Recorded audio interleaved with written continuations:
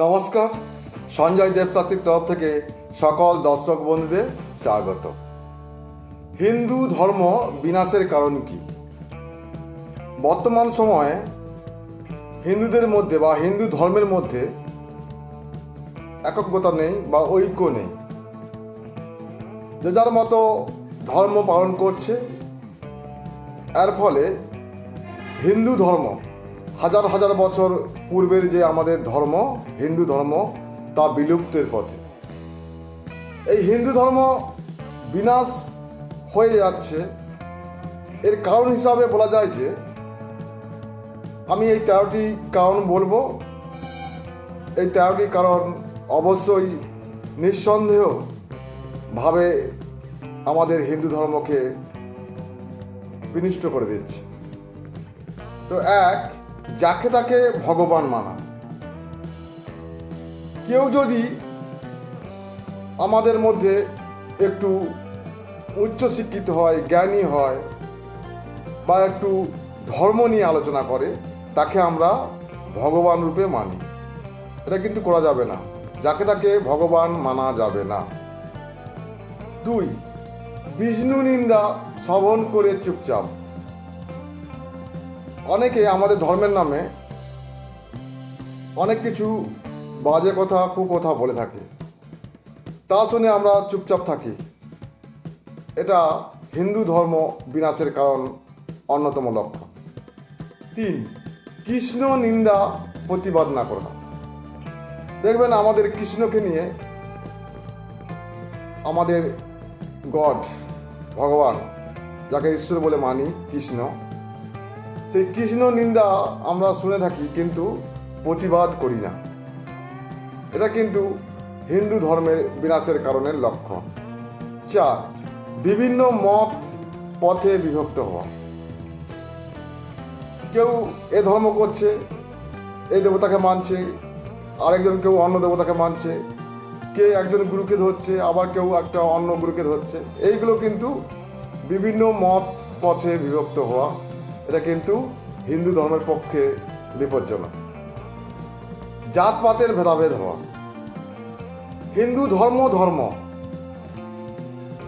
ধর্ম যারা একই ব্যাপার, তারা হচ্ছে সমগোত্র। আমাদের মানতে হবে যে আমাদের ধর্মের মধ্যে সমস্ত কিছু ঐক্য এক। এই নিচু জাত, ও উঁচু জাত, ও ছোট জাত, এটা বললে হবে না।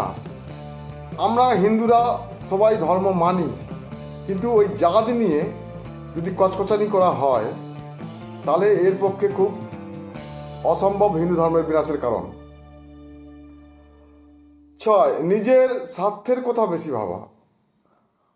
আমাদের ধর্মের লোক হয়ে আমরা হিন্দু ধর্ম, তাই আমাদের ধর্মের লোক হয়ে অন্য কারোর কথা ভাবি না, বা অন্য আমাদের ধর্ম জাতিকে আমরা অন্য কাউকে মানি না বা তার পিছনে আমরা লাগি। এই স্বার্থটা নিজের জন্য সবসময় ভাবি, কিন্তু এটা করা যাবে না। সাত, উপকারীর পিছনে চক্রান্ত করা। যারা উপকার করে তাদের পিছনে চক্রান্ত করা, এটা একটি হিন্দু ধর্মের বিনাশের কারণ হতে পারে। আট, ধর্মহীন পিতামাতা বেড়ে যাওয়া। এই একটা ব্যাপার, যাকে তাকে আমরা মাতাজি, পিতাজি, বাবাজি এইসব যে বলে থাকি, এগুলো করা যাবে না। নয়, ধর্মের নামে নেশা করা যাবে না, বা ধর্মের নামে নেশা খেয়ে মজা করা যাবে না।